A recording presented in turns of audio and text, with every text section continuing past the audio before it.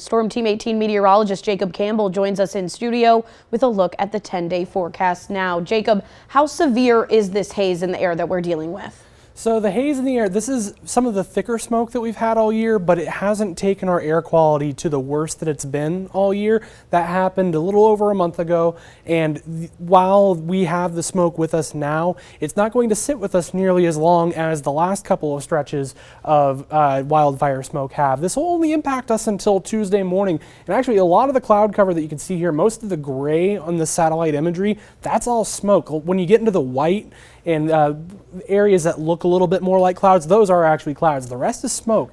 So really interesting to look at. We had storms move through our area earlier. We had one severe thunderstorm warning in Montgomery and Fountain counties. Fortunately, there were no severe storm reports from that area. So it doesn't seem like much actually happened. There were a couple of radar indicated strong wind gusts in those areas, and that's what triggered that severe thunderstorm warning. But we are clear on radar right now, and we didn't get very much rain out of it. We got some areas got around 1/10 of an inch, some got close to 2/10 of an inch, but it was very spotty. We can see there aren't very many areas that got rain coverage today.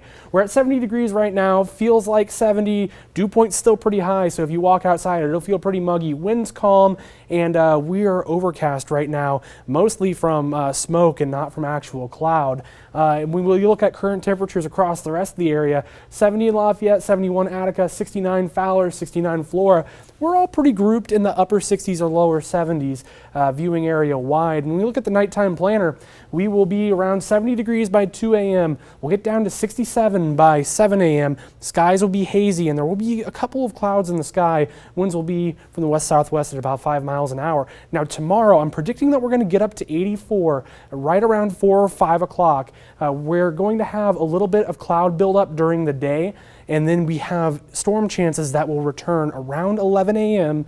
is when those chances begin, and they'll proceed until around 6 p.m. with winds gusting at times as these storms move through. We're not expecting anything severe though on the bright side, but we look overnight, we might get another little sprinkle, but I think that's pretty unlikely till we see this storm system move in. Around 11 a.m. is when it looks like it'll start. It'll become a little more widespread as it passes through. By around noon, it looks like will be the highest amount of coverage. The models are showing a couple of different things, but it looks like right on an axis right through Lafayette is where they're going to pop off and move off to the east. But then behind that, we don't have very much to talk about. We clear out. We don't have very many clouds. It looks like a storm system will move south of us Tuesday.